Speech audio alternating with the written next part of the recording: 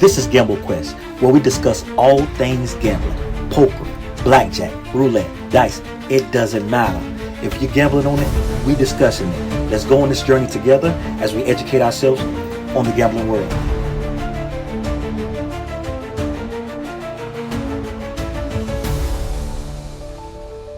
What's up, everybody? This is Emmanuel at Gamble Quest, and today we're going to be interviewing Alex.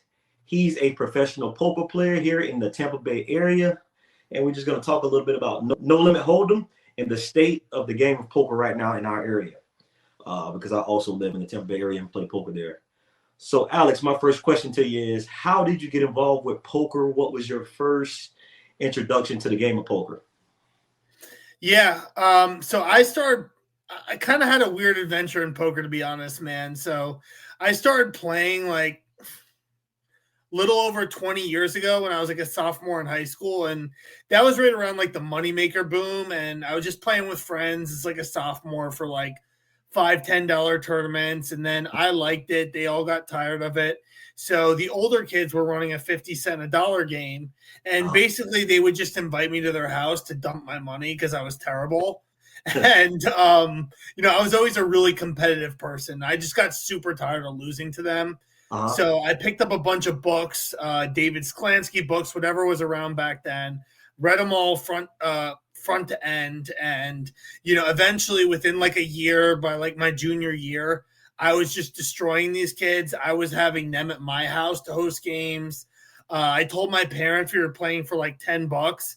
Meanwhile, I'd be running like 1-2 out of my parents' basement. And man, I got really, really into it, but I got too into it because my junior year, I actually ended up dropping out of high school and playing full time. Wow. And my parents were not too happy about that. So they gave me the ultimatum, either go back to school and quit poker or, you're going to boarding school. And I didn't want to go to boarding school. So, wow. So Alex, what area was this? I didn't know if you mentioned it. I don't know if I didn't hear it or what. But what state was it? Florida here? No, New Jersey. I actually grew up in New Jersey. Okay. All right. And how did your parents find out you dropped out of high school and started playing poker full time?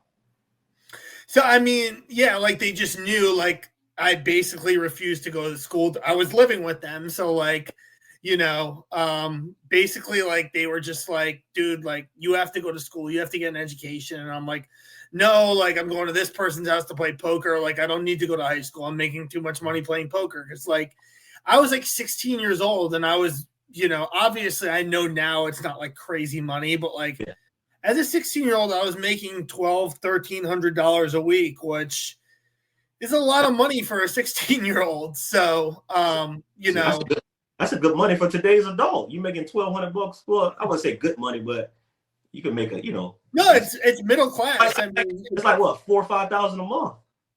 Yeah, no, and especially considering the fact I had no expenses, right? Like I grew up in, most of my life until 2008 when the economy crashed. I grew up in like an upper middle class family, so like all my stuff was paid for. My parents bought me a car. It was literally $1,200-$1,300 of like do whatever I want money in my pocket every week. So I thought I was freaking rich, man. Like I would have too. Yeah. So Alex, what was it, the money aspect that kind of made you say I want to do this full time? Was it but solely the money aspect of it? I wouldn't say that. Like, to be honest, like you can make very good money as a professional poker player if you're playing like mid stakes, right? Like, you can make over 150K. Like I'd say a lot of mid stakes guys, depending on the games you get in, like if you're running your own super private game, you can make $300,000-$400,000 a year. But like I'd say the average mid stakes guy is making anywhere from like 150 to 300K a year, which like is great money. But like the thing is, I think you have to really have a passion for poker to do it full time, because a lot of the people who are smart enough to play poker full time, like you have to be pretty smart. You have to have a pretty specific skill set. Like they could probably make millions trading crypto or doing something else. Like, that's my opinion. But a lot of people who end up playing poker professionally, like I do, like, they're typically pretty smart people, pretty hardworking people. But in a lot of ways, they're people who, like, in my opinion, are kind of on the fringes of society. Like, they don't really want to go get a normal job. They didn't want to go to school. Like, for me, right, like, poker was like, you know, I ended up getting into poker full time actually like around 30, right? Because as I mentioned earlier, when I was younger, my parents basically gave me that ultimatum. So they were like, okay, well, we don't want you playing poker in our house anymore. So I'm like, all right, cool. Well, I'll just go back to school. And then, like, my senior year, I just started drinking and smoking weed like a maniac. And little did they know the course they pushed me down would lead to my entire 20s not playing poker, but just partying and getting into all sorts of trouble in other ways. So, like, I didn't start playing again until I was about 30. And by that time, I had like completely just given myself no opportunities. I dropped out of college. You know, I was just constantly getting in trouble. So, like, I didn't have a lot of options. And I think poker is like, I don't know how to say this, like, but like poker is like a way for people who are really smart that like did stupid shit when they were younger to have a second chance. Like, that's kind of how I look at it. True. I could definitely see that. Definitely. So that gap between you were, you know, not playing, were you always thinking about the game? Were you just not playing as frequently, or were you completely not playing at all? I mean, honestly, I'd say from like 19 to 29, I'd maybe randomly play once every like 2 months. Like, I didn't really think about poker. Like, the only thing I cared about was like going out to the club or the bar and drinking and, you know, doing whatever dumb stuff I was doing at the time. Like, I was just bouncing from dead end job to dead end job just to have enough money to go to the bar. And, you know, I was honestly probably like a borderline alcoholic at that point.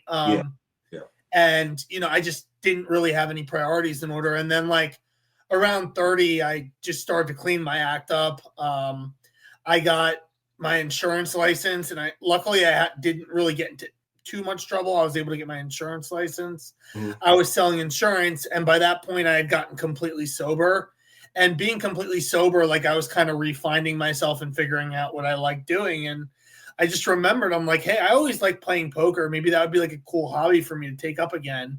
So, you know, I bought a couple of books to like see how the game had changed and, you know, kind of relearn the game, because the game had changed so much over 10 years. And, you know, it took me like 2 or 3 months, but after picking stuff back up, I very quickly became a winning player again. And then, you know, for a couple of years, sold insurance and played on the side. And, you know, things just kind of took off from there eventually. Okay. All right. Well, let's fast forward to today. And you play No Limit Hold'em specifically? No other poker game? No, I mean, I've thought about, and especially recently, getting into PLO because there's so many bigger public games that are now like going to PLO, and all the guys who are just dumping their money want to play PLO. And the problem I'm running into with No Limit Hold'em cash games, right, specifically in this area, is there's one private game locally near me that I get a seat in at least twice a week, usually 3 times a week. But, you know, I'm at the point where, like, I don't particularly want to go to the casino and play 2-5 or 1-3, 1,500 cap, right? Like, I've earned my keep. I want to be playing like mid stakes, 3K cap plus games. And other than the game that I'm playing in locally, you know, I've tried to get into other games, and it's very, very difficult. Like, if you're a pro, unless you know the right people in Florida, like, it's just really, really hard to get in bigger games because nobody wants somebody who's good in their private game, right? Like, they want to invite the guy who's playing for fun and is just going to come in and blow 20 grand. So, yeah, for that reason, I've thought of getting into PLO, thought of getting into tournaments, but haven't really done anything actionable yet. Okay. So you said you rather play a little bit higher than your normal or your more frequent casino game, like your 1-3 or your 2-5. Is that game, you feel like that game is too small, or you got to put in a lot of extra hours to make the money that you want to make? Like, why don't you want to play those? Is it just too small, or? I mean, I would say it's twofold. So I would say, like, for me to make the amount of money I want to make at 1-3, 2-5, right? Mm-hmm. I have to work more hours. And people don't realize how mentally draining being a pro is, especially a live poker pro.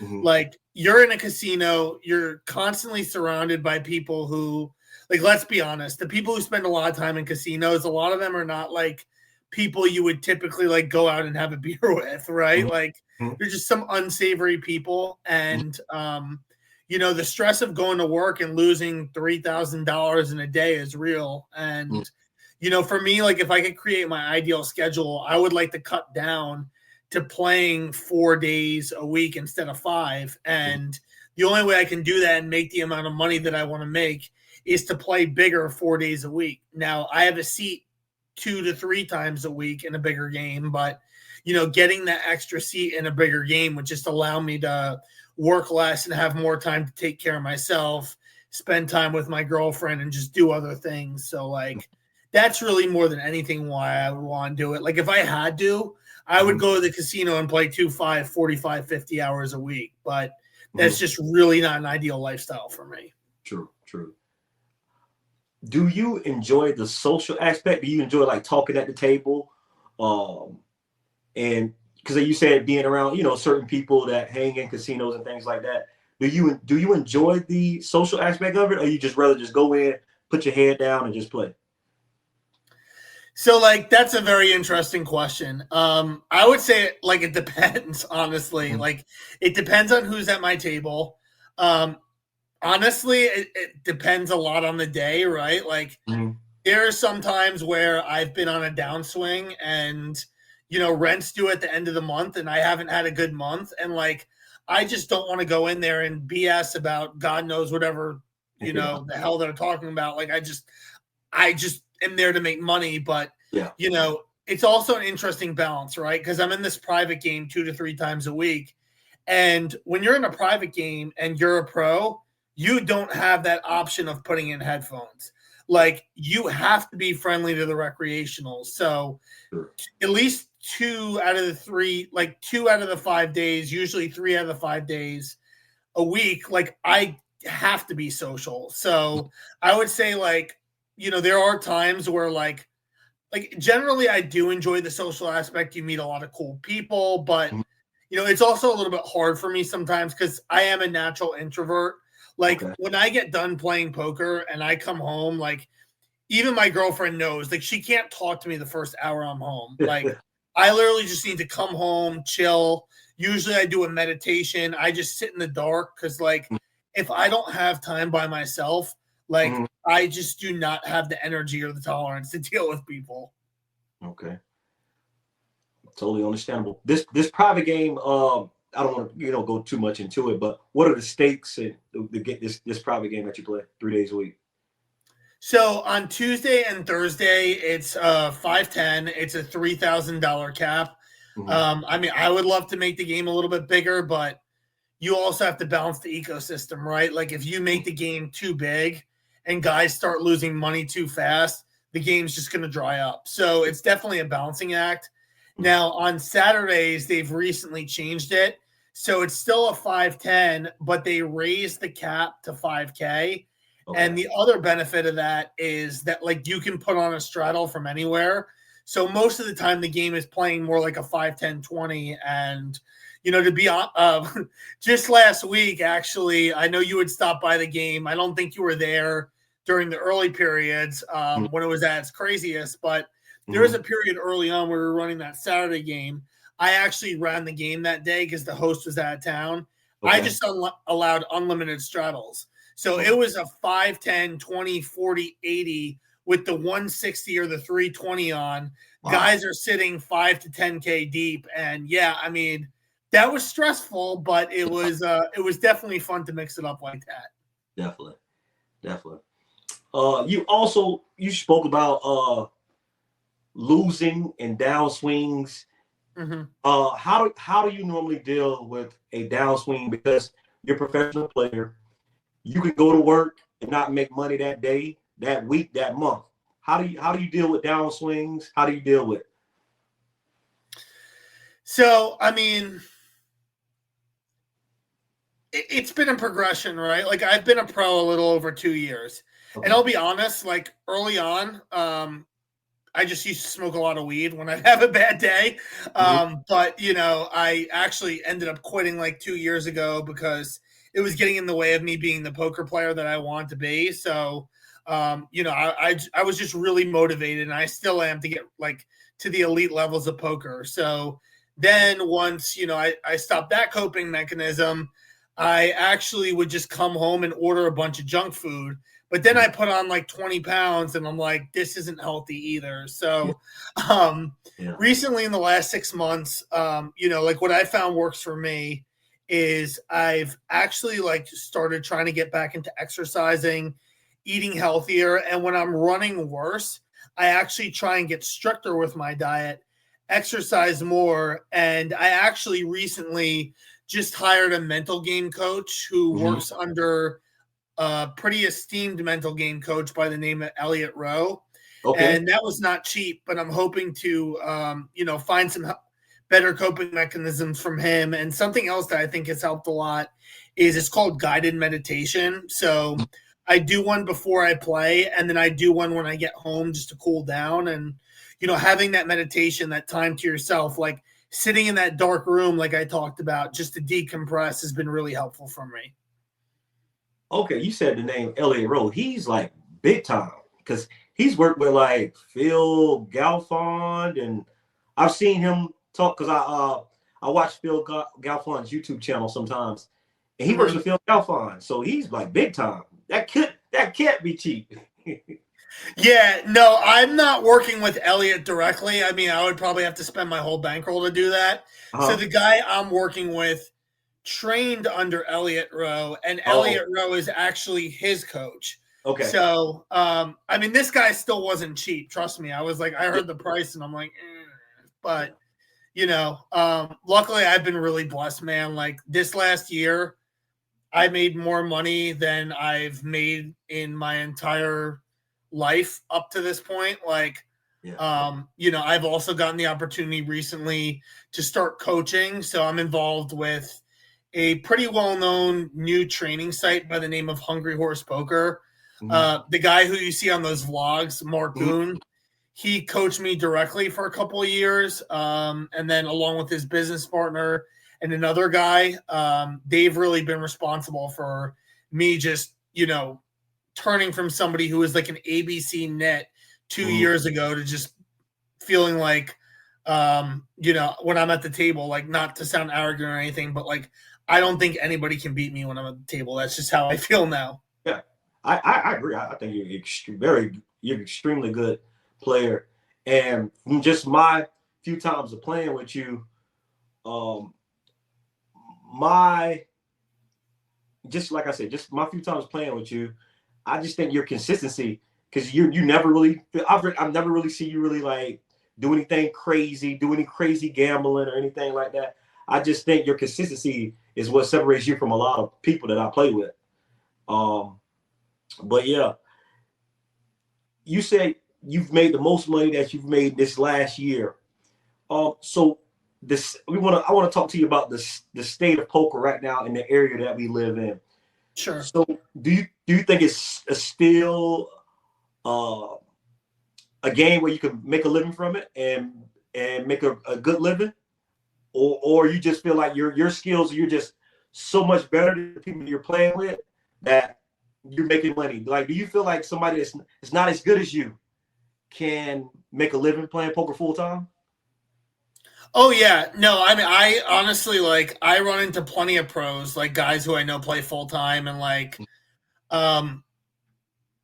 quite honestly, like I've played with a bunch of pros in various poker rooms in this area, and I feel like I just always know what they have. Like they're not, and I feel like I could just dominate them like at will. But like I also see them playing with a bunch of guys who can't even breathe out of their nose, and like who are just willing to put thousands of dollars in with a gut shot, and like so like I think like the barrier to entry to being a pro is like, especially if you're just playing like 2-5 and below, it's like really not that high. Like, like, because there's a lot of guys, especially if you're willing to game select, who are just like absolutely terrible, who are playing the game like it's slots. Like they're just there to gamble. So like, I think somebody who is not as skilled as me, and like, I hate even talking like this because I don't like sounding this arrogant, but like, I also just know that like I was not naturally this good. Like I'm not some kind of savant. Yeah.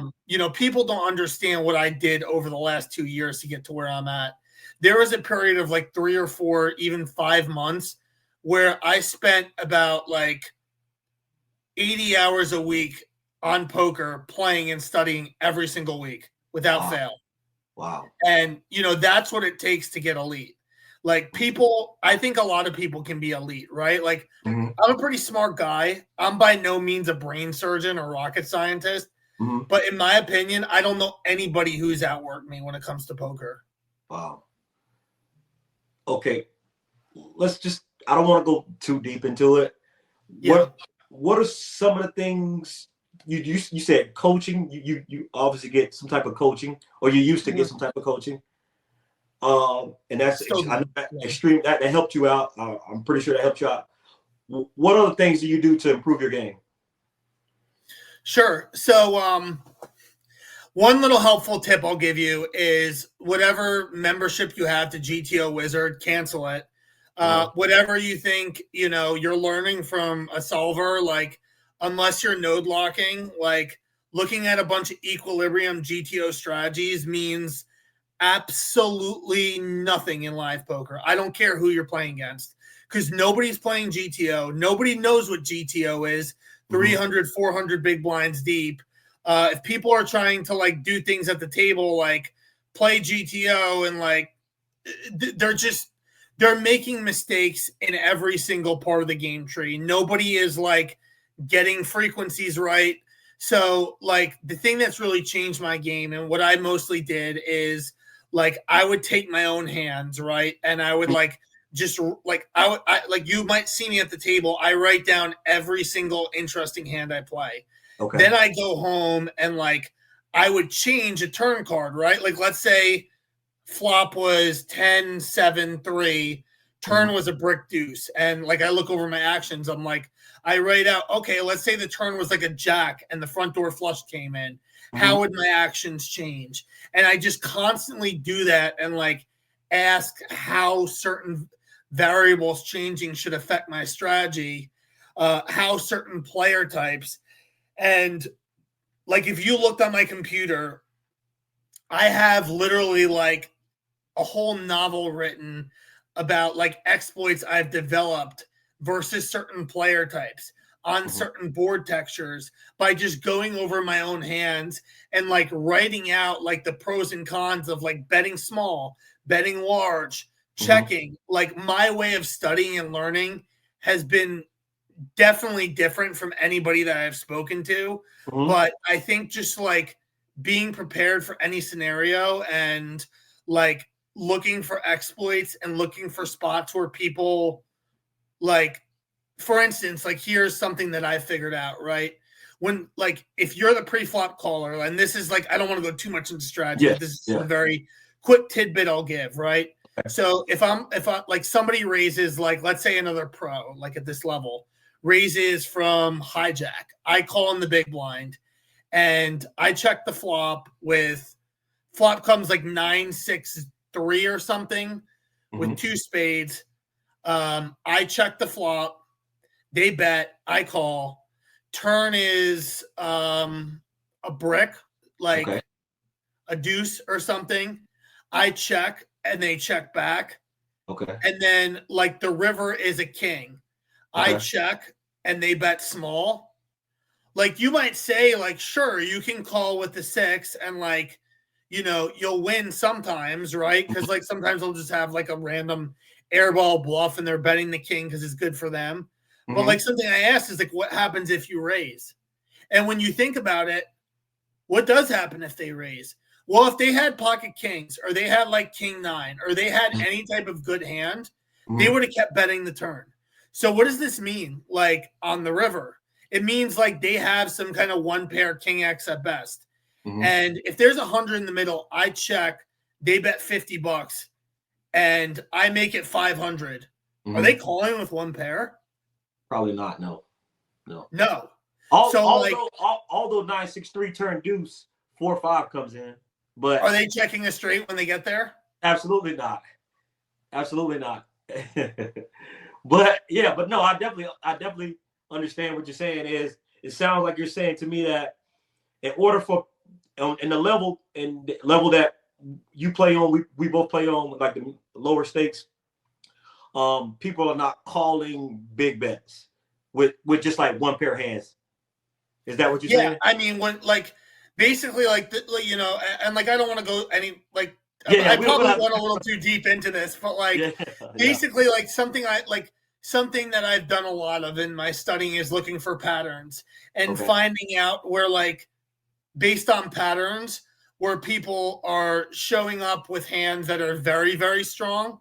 And like, that's just the majority of their range, or the majority of their range is just very condensed hands with like very little strong hands.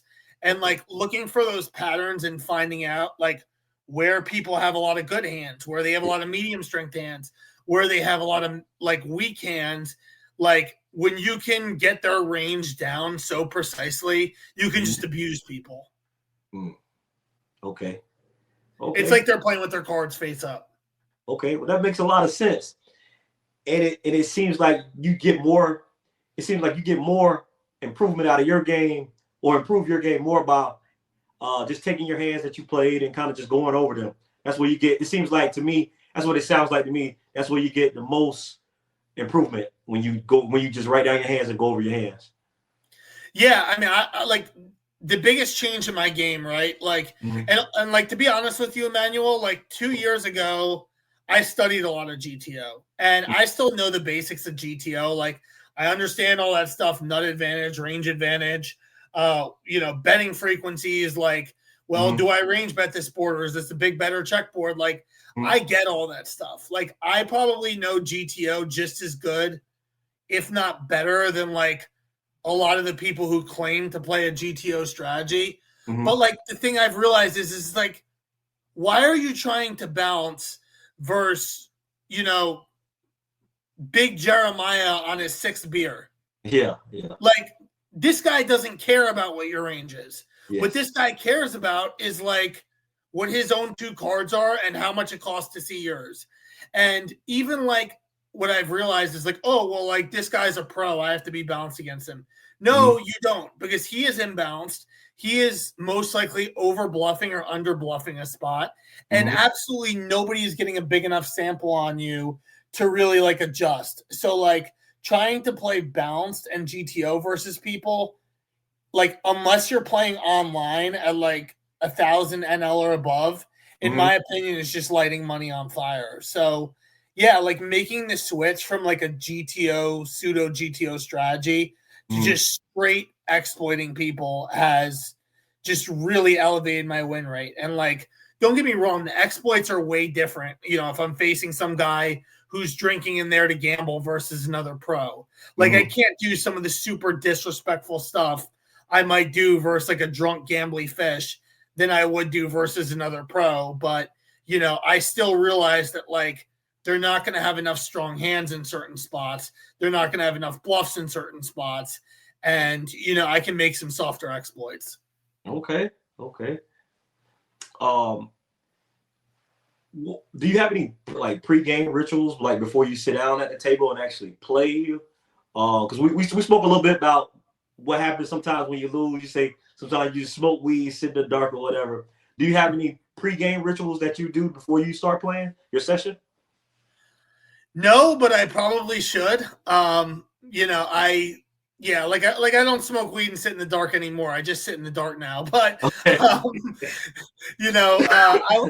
Okay. Pre-game now, I mean, yeah, and this is something that like some of my coaches have gotten on to me about. They're like, dude, you just like walk into the casino with like no training or like warm up and you just sit down and think you're going to play your best. And I'm like, oh, it's kind of true. And like, that's part of the reason I actually hired somebody who worked under Elliott Rowe is because like, I think that's the one area of my game, just like being more organized and like prepared and just making sure mentally I'm always in the best like flow state is an area I can improve on. So no, I don't really have a pregame ritual, but I'm hoping to develop one. Okay. If you could kind of remember your more recent hands, what was one of the most memorable hands you played in your most recent time playing poker? Okay. Let me see if.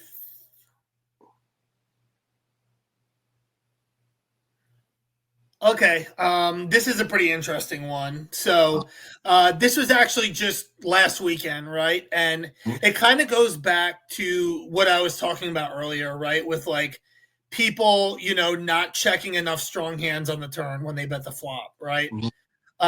So this was a hand I played against a guy who is I'm not going to give any names, but he's a very, very good pro. Okay. He's been a pro for 10 plus years. He's actually like a local legend in this area. And, definitely one of the better players I've played with for sure. Made me think a lot more than I normally have to. So we're in a hand. It's 5, 10, 20. I'm in the 10. He's directly on my left in the 20. So in the 10, I look down at pocket eights, and we're both giga deep. We're both like 9,000 effective. And I raised to $80 and he 3-bets to 250.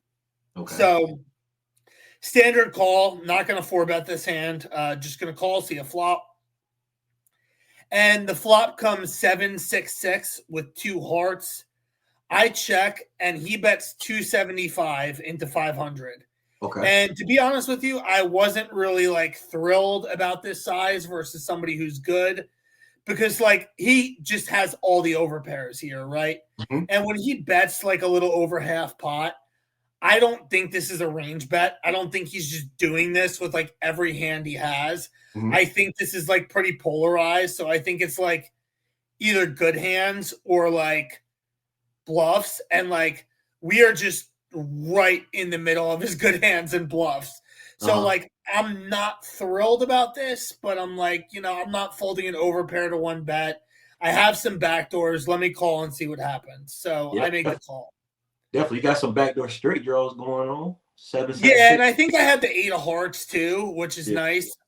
So yeah, I was gonna call and evaluate, right? So we call, and the turn is a queen of clubs. So it brings in a double flush draw. So the board now is queen 7, 6, 6, 2 flush draws. I check, and he takes about 10, 15 seconds and checks back.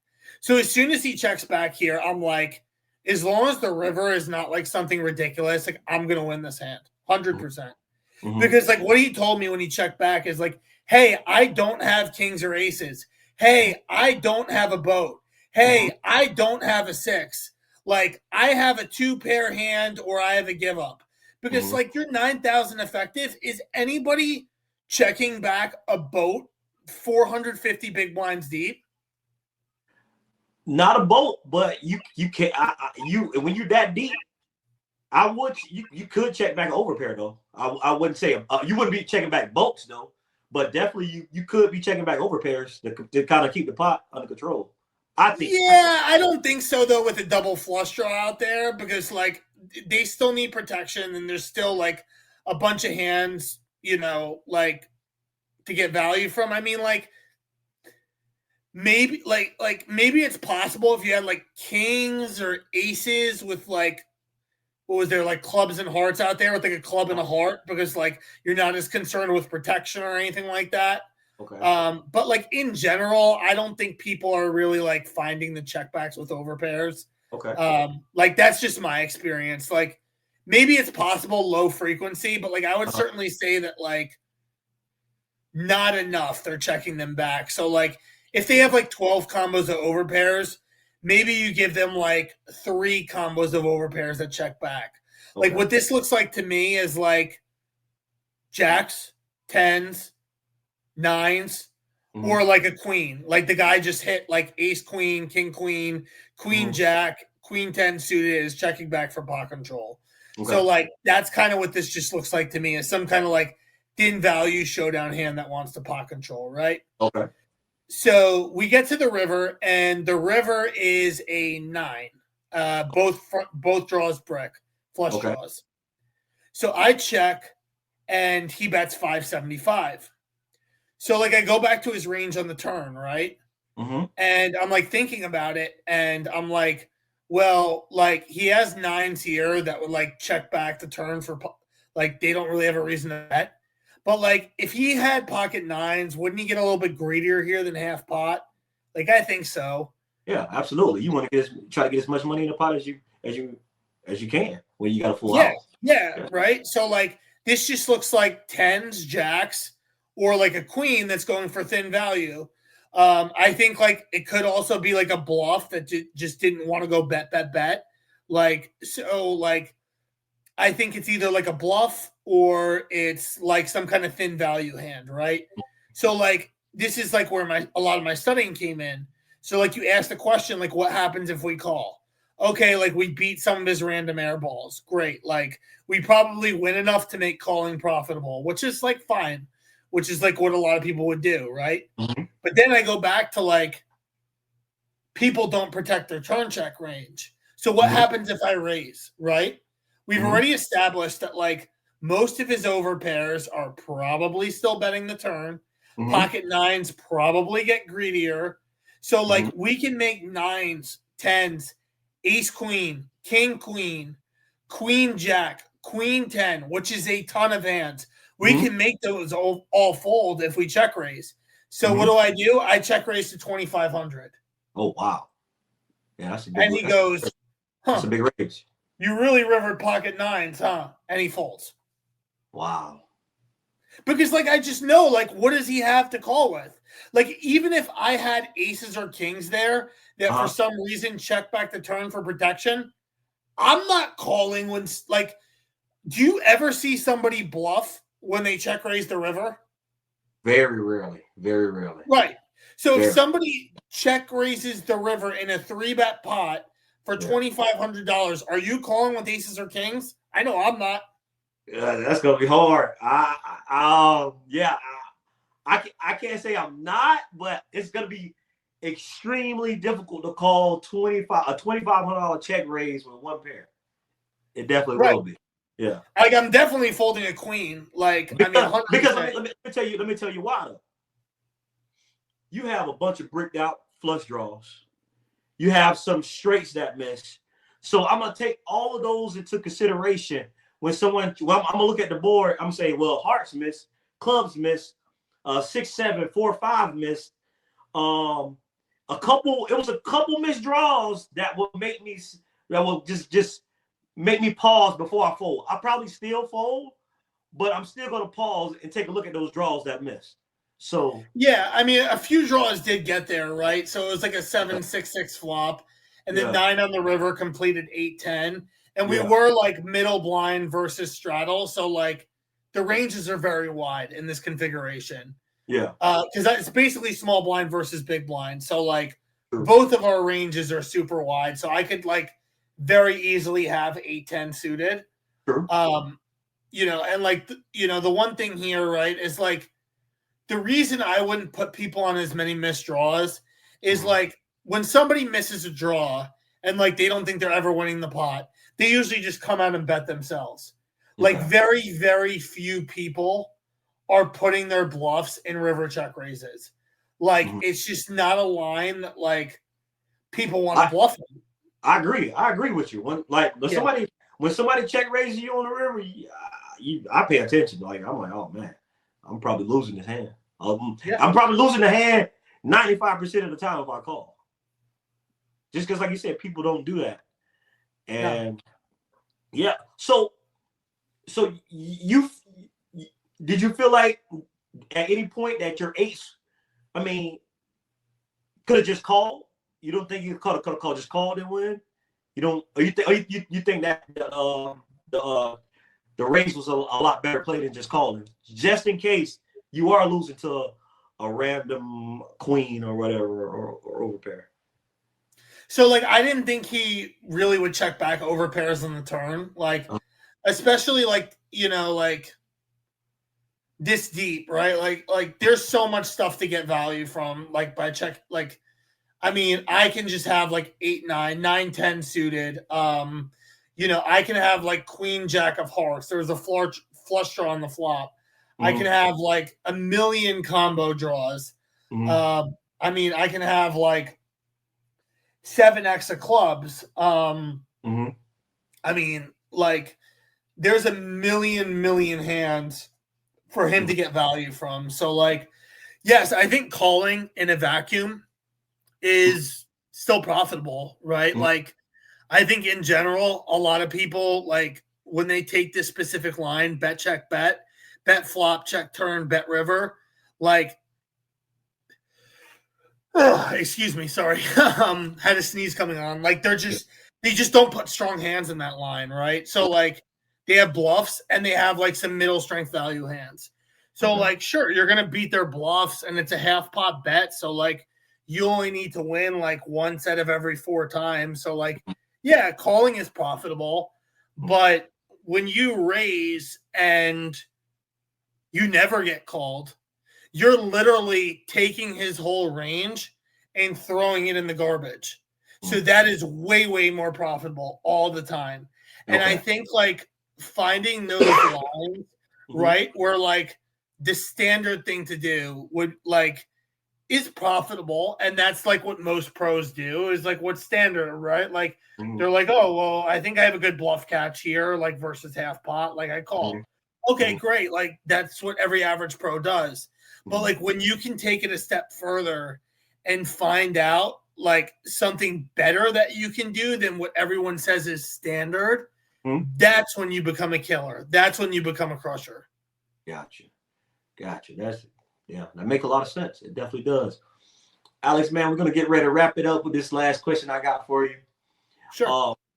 For somebody that's just about to get ready to try to transition to becoming a pro, what some advice would you give them? Just a very tad bit quick advice you would give them before they think about transitioning to becoming a professional poker player.